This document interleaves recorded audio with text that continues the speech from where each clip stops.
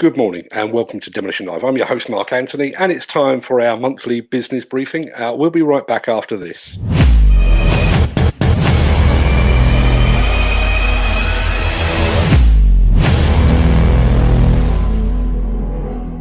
Neil Edwards is the CEO of market intelligence provider, the Builders Conference. And if his LinkedIn profile is to be believed, it's a position he's held for exactly 14 years. So I was going to say, let's get him on the show. He's already on the show. Good morning, Neil, and a happy work anniversary. Yeah, thank you very much. Good morning to you, Mark, as well. Yeah, it's been 14 years now that I've been at the Builders Conference. So, I wouldn't say it's gone quickly, some of it. I would say there's been some trials and tribulations. But yeah, no, it's been good. It's been good. Now, I was going to say, over the past 14 years, you've seen, or we've seen together, in fact, a fair few industry highs and lows, but nothing could have prepared you or anyone else, for that matter, for what we've all experienced this year. No, not at all. It's been, wow. All I can say is quite dramatic, really. We see on a daily basis now, unfortunately, in the press, and I noticed today that Sir Robert McAlpine have also hinted that they're going to be losing more staff and they're going to have a restructure. And I think they're not the only ones, as you say. It's been going through the whole place. So, yeah, there's definitely a bumpy road at this end, but the industry is still. It's not on its downers. It's definitely not on its downers. We're still, as an overall running total for the cumulative year, is still over above 70 billion. So when we first started speaking, at some points in 2007 and 2008, and 8 and 9, we were down at 22, 23 billion. So, let's long live these days, shall we say? Let's keep carrying on and go forwards. Yeah, we'll get on to the details of the BC Live League table in a second, but I must admit I have taken a bit of a sneak peek, and it does seem fitting that Berkeley Group should hit the top spot in the month that we all said goodbye to its founder and chairman, Tony Pidgley, who passed away earlier this month. I've seen him described in the press as a titan of the industry, and I don't think that's overstating the point. I mean, he really was an absolute Goliath in the industry, wasn't he? Yeah, his energy and his desire to succeed is recognised by many people, and the Berkeley brand or the Berkeley Group brand is well received around the world, and it's got many strings or many bows, string to its bow, and yeah, the quality and everything else. And he has been the pure driver of that at the top, and he wasn't exactly an old man when he died as well. It's very, very sad. No, absolutely. I had the good fortune of I was sat on a table with him many years ago, and I'm talking probably 20 years ago. And you just used the word energy. That's exactly my lasting memory of him. Is just he seemed like a 20-year-old. Just so dynamic and just buzzing about the industry and buzzing about life in general. So yeah, I think he will be a loss. But I've mentioned the fact that Berkeley Group finished top. How did they do it? Well, they picked up they put forward a single project, and which is for a job over in. Funny enough, I say the words to you because obviously you being a big West Ham fan, but yeah, in the West Ham area of London.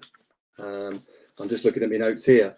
It's over. I can tell everyone that doesn't know West Ham is in desperate need of redevelopment, yeah. and not just the team either. No, it's a huge, there's a minimum something like 3,800 homes going on this. It used to be the old Parcelforce depot over in West Ham. It's going to have not just homes itself. There are going to be other requirements around the area, whether it be Section 106s or office space or doctor surgeries or whatever. But it's a huge job. Overall, it will be lasting something like up until about quarter one in 2024. So it's 4 years worth of work for the group. And in total, they've advised that it's around about the £1 billion mark by the time all said and done. So that is the marquee project this month, really. And that's why they're way out at the top. No, absolutely. Now, I didn't just look at the top of the BC Live League table. I did. I always warn my wife about never reading the last page of a book before she starts one, but I did take a sneak peek at the bottom of the table for the monthly total. And I must admit, I was pleasantly surprised. Yes, it's good news. We're back to the £5 billion marks. Yeah, just over 5.3 billion. Whereas last month we were in the threes. So it has been a good month. It's been quite a long month actually. It's nearly 5 weeks this month. So that may have been something to do with it. But is this also the fact that a lot of people are coming back to the office? That could be part of it as well. But yeah, great news. Over 5.3 billion. Yeah, and even allowing for the fact that Barclay Group has reported that £1 billion, even taking that out of the equation, we're still above the 4 billion monthly average, aren't we? So it's good news all round, I think. Absolutely, and that's you can take sometimes we kind of say there are significant projects that you should take out, and then you get back to the mean, shall we say?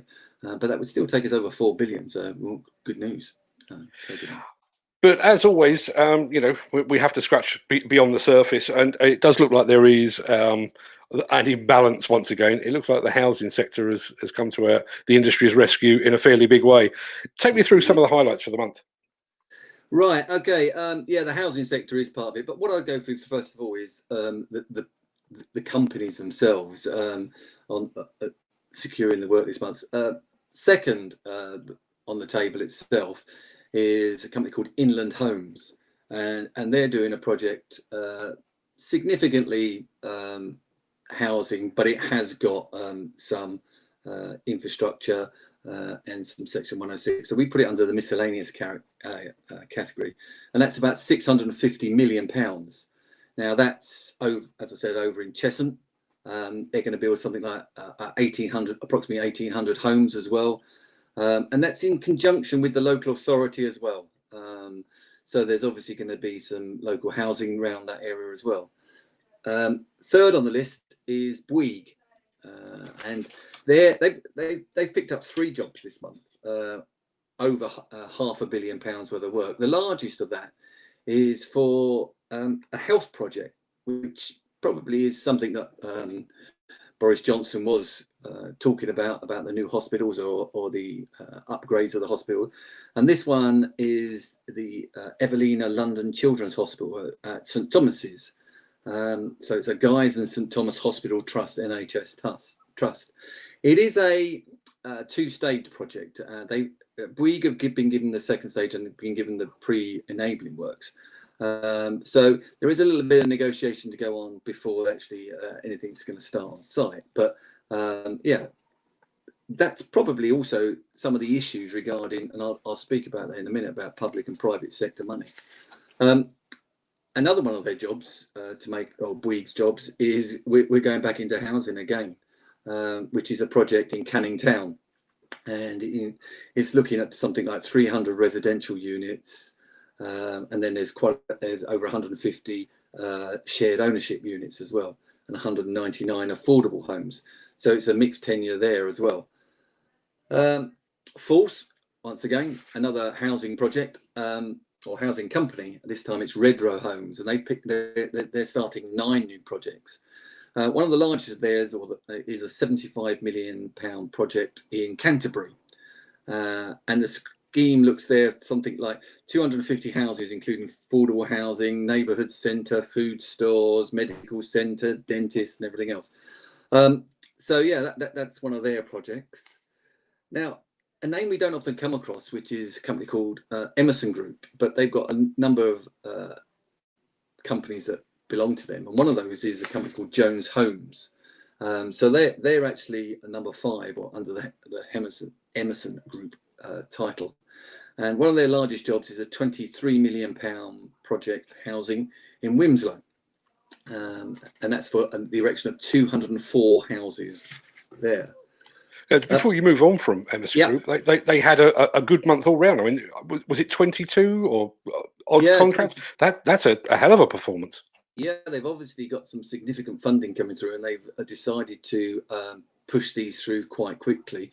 And it may be something to do with the relaxation on the stamp duty. Don't know. It could be a multitude of things, but most of them are also towards the Midlands and above as well. So that's pretty significant as well, because a lot of the projects I was just speaking about before that were obviously London centric, or London and home county centric, which we're always, we're always wanting to try and as a country to try and spread the amount of development, the amount of work more evenly across the UK. So yeah, having Emerson Group or Jones Homes as well putting out those number of jobs is good. Now, I've said that housing has been the star of the show, but how did the other sectors fare? Well, housing, I say about it every single time, really. We don't distinguish within the miscellaneous category for ours, which is mixed use developments, because we don't know exactly the proportion of sales or the proportion of money. So actually, housing is number 2, and actually the miscellaneous section, because of all the mixed use developments, is number 1, and that's about 1.8 billion. And housing this month is about 1.6 billion, which is considerably more than last month. Other sectors of note are there's over 500 million pounds, over £500 million worth of work in offices, and about £250 million worth of work in education. But looking at the other areas where we kind of were hoping for some starts, which was in the infrastructure side of things, that's been pretty quiet this month. Accumulatively, it may go over the 150 million, but that's not what we were kind of wanting. We were hoping that some of the infrastructure works that Boris Johnson was talking about would start to trickle through. Yeah, it's interesting. I mean, it seems impossible to turn on the TV at the moment without seeing Boris Johnson sporting a hard hat and a high-vis vest. We've had a mantra of build, build, build, which then became build back better. And we've had promises of cash injections for infrastructure.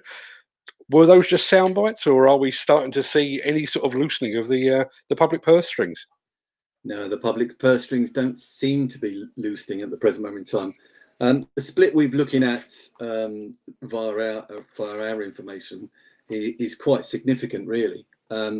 This month, the private sector was roughly 70-30. So 70% spent by money and by number of projects was in the private sector. So as of yet, the public sector hasn't started going, and that could be through different reasons. Maybe the projects he was talking, because he likes the word shovel ready, probably weren't shovel ready, and they've still got a lot of design to go back through, or those infamous words, which is value engineer them to try and meet the budgets that were originally set out. But all that means is there's delay, and if we aren't getting, he's already said, civil servants and people aren't getting back to work, so it could be all of that's actually conspiring to the fact that the public purse is definitely a little bit closed at the present moment in time. Yeah, and to put that in context, I mean that really is a significant swing, isn't it? I think it was back in David Cameron's days at number 10. I think the balance was the other way. It was 60-40 in the other direction. So it really has been a very, very, and I know it was part of David Cameron's aim to have more private investment, but we seem to have gone too far down that line now, don't we? Yeah, and that means it's open to economic the realities of life. And if you have an economy around the world that is not stagnating, but at least nervous, then are they going to invest in new products, new buildings, new whatever? So yeah, when back in 2010, 10 years ago, we're talking about, as you quite rightly said, a 60-40. That was towards the end of the what was it? The Labour government and Gordon Brown's government. He was very much focused on spending from the public sector, and it took a little bit of time to shake it all out, because obviously they were on the board, so they were definitely going to go ahead. And David Cameron did say, I want to change this. I want it to be a little bit in reverse, but it's gone in reverse and a little bit more. So you are open to the financial pressures around the world when that happens. No, very much so. Now, regionally, how are we looking regionally? I mean, obviously, with the big job in West Ham and the one in Canning Town, it's like the league table that the East End of London has come to the nation's rescue once again. I'm only a little bit biased, but obviously, London has done very well. But what about the rest of the country? Yeah, London is over 2 billion this month, whereas last month it was it was round about the £1 billion mark. Yeah, London and the home counties. Let's put it like that. When I was talking about Redrow Homes, their project, and well, that was in Kent. The Inland Homes job is in Hertfordshire, so you're seeing quite a lot around those neck of the woods. South West has got a little bit of over 350 million this month, but that's also down to housing. That's Crest Nicholson have done quite a few number of projects they're getting underway. But what we can say, Scotland is back. So Scotland is starting to be back on the map and starting to do its work. And there's been a significant project up there by Multiplex in Glasgow. So that takes the Scottish region over 250 million, which is good news. But they are a little bit behind us. As in England, shall we say, rather than the UK, in England, whereas they haven't loosened the COVID restrictions up until about, I don't know, what was it, 10 days ago, 2 weeks ago, something like that. So yeah, so immediately there has been a result in that they've started some new work, but I think they've got a little bit of catch up to do. The rest of the UK, it can be best described as bits and bobs, really. We have got those projects up in the northwest for Jones Homes and the Emerson Group, should I say? But other than that, it is a bit London centric. When you're saying it's 2.2, that's nearly 40% of all projects are now in London. Yeah, and the other interesting point there, you just mentioned the Northwest. The Northwest is one of those parts of the country that has slipped back into COVID lockdown as well. So using Boris Johnson's term, shovel ready, they might be shovel ready, but are we actually going to be able to start work on them? I guess as it stands at the moment, that would be very questionable. Well, it has to be, doesn't it? Last night we had the news late on that Manchester was looking at not going into a full lockdown, but going back into some parts of it, and it just shows you how this virus across the UK can quickly find some hotspots, and we probably have become a little bit complacent with what we've been doing, and that's obviously meant the virus has come back in those areas, and which is very disappointing for the people in those areas, because obviously they were hoping to start to get back to work. Yeah, I guess it sounds as a warning for the rest of the country as well. Look, I realise that you only deal in facts, but what is your read on the industry's prospects? I know, I'm not asking you to stake your reputation or put a £10 note on it or anything like that. But I have reported on sort of mixed messages that are coming from the industry, and it does seem, the last 2 or 3 bits and pieces that I've seen are largely positive. Yes, I don't know whether we're playing an extremely good poker hand and trying to because the UK as a whole is very good at talking itself into a recession, and it's done that many different times. But yeah, it generally, if we can get those public sector or public funded projects going quicker, then probably we're going to be okay.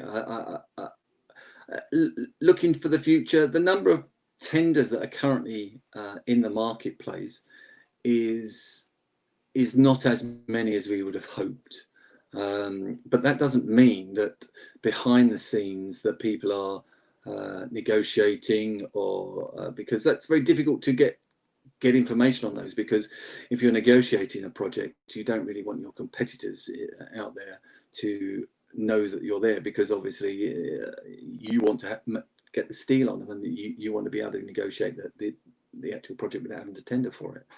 But I do believe, I don't know, I'm getting totally mixed messages. I hope my fingers, my toes, my leg, everything is crossed that we maintain what we've seen so far in the last month and going forward. I know Boris was saying I'm going to put £1.5 billion or whatever into new projects, etc. Well, I believe that that's got to be £1.5 billion for the next 12 months continuously. It can't be just a one-off, because as you can see by just the results of this month, that can be just one project. So we really do need kind of a continued investment. But at the end of the day, we've got to pay for that, and that will mean that taxes will go up, unfortunately. Yeah, the other thing that I find intriguing at the moment, obviously the industry has been in lockdown, and then we've got the situation with places like Spain, where if you visit there, you've got to go into quarantine when you get back home.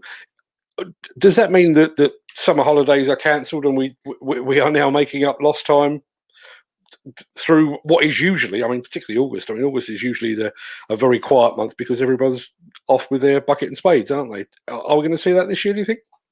I still think we're going to see people going abroad in some areas around the world, but not to anywhere near the extent. I watched with interest the chief executive of Gatwick the other day, and he was kind of saying that there was going to be a third. A third are not going to go back travelling at all in the near future. A third will go on short haul flights, and a third will go long haul flights. I think that's an ambitious. So I think there will be more people not taking holidays. And how does that fare with work? Will they just do a staycation? I don't know. I myself, we booked on, as you know, I do like a holiday or two around the world, and many of those have been cancelled. Well, all of them have been cancelled so far. So I haven't been away. I think it's a risk as well. We're looking at the fact that, as you say, only yesterday at 10 o'clock in the evening, Manchester was, and the area around there was actually saying, right, okay, this is going to happen. And I think you're going to get that across the world. And especially, we've got to control it. We've got to be realistic. If we start to book things, we may lose that, and we've got to be realistic. So probably, stay at home. Yeah, well, funnily enough, this week I was actually out on a demolition site for the first time in about 4 months, and that was very telling. Arriving on site, not shaking hands, and not shaking hands when I left. But I think the other thing, which I think speaks to the way that the construction industry works, everybody was maintaining social distancing. Nobody was going for a cigarette break. They were going for water breaks, that kind of thing. We can, and we have proved we can take this in our stride. And I personally think that's what's indicated in the latest set of monthly figures. I think the industry has regrouped. I think its inability to hit the highs, the previous highs, was partly, we lost Scotland for a while because they were completely in lockdown. We were playing catch up. And I'd like to think that this month is actually a sign of hopefully positive things to come. Absolutely, I really do. As I say, I'm keeping my fingers crossed. I think what we've got to do, though, because as you said, it's a work anniversary at Builders Conference where we do all the research, and I've got heavily involved in the way of analysing data. We've got to understand one of the ways forward with all of this is saying what's actually happening rather than playing the poker hand, etc. Because you went on site, so it's all there visible for people to see. And if we don't know the baseline where we started from with the information, we can't say that we've improved 10% in the month in the number of projects or the quality of the projects or whatever it is. So we have got to learn a little bit over this period of time that we've got to become a little bit more transparent. But with transparency does become accountability. And I go on about that quite a lot. You can't always say that this is happening when it's not happening, and we found that obviously to our great sadness, really, with the Grenfell thing. Absolutely. Look, Neil, the sun's out. It's a scorching hot day here in the UK, so I'm sure you've got better things to do than be sat indoors talking to me. I'm going to let you get back to whatever it was you were doing before I rudely interrupted you. I'll see you here again next month, no doubt. Hopefully we've got some more positive news for the industry. But in the meantime, pleasure as always, and I'll speak to you very, very soon. Yeah, it's been great speaking to you. See you soon. Thanks, Neil. So there you go. It's the second time in the space of a week where the news does seem cautiously optimistic, which is going to be a good sign for the sector as a whole. Given the gremlins that we had at the beginning, I will probably take the video down from Facebook and YouTube, chop it up and re-upload it. So if you want to share it with anyone, give it half an hour or thereabouts, and hopefully you'll get a nice clean version. Just one thing before we move on. Let me make that two things, actually. First off, on Wednesday next week, together with our sister publication, we are going to be hosting a big giveaway of merch. So we've got models and hats and jackets and Lord alone knows what else. So if you'd like to tune in at 6 o'clock on Wednesday next week, this should have taken place last week, actually, or this week rather. But we were expecting a couple of deliveries of a few odds and ends. They didn't arrive, and I didn't want to have to do the giveaway twice. So we temporarily postponed it. And let's face it, we're in a world full of postponements at the moment. But that's 6 o'clock on Wednesday night. So join us for that. And also, if you're on social media or if you're on demolitionnews.com, you can't have failed to notice that we are working towards our Demolition Technology 2020 event. It's going to be an absolute beast of an event. So I'd strongly suggest that you put the 6 o'clock, that's UK time, on the 24th of September into your diary. It's going to be a big show. We're doing it in partnership with several other companies. Prime sponsor is Alford Technologies. But we're also working alongside the likes of Thwaites and JCB to bring you some really, really insightful looks at the future of the demolition industry. That will do me for today. As ever, look after yourselves, look after your family, your friends, and your colleagues. Stay safe, and I will see you again very, very soon.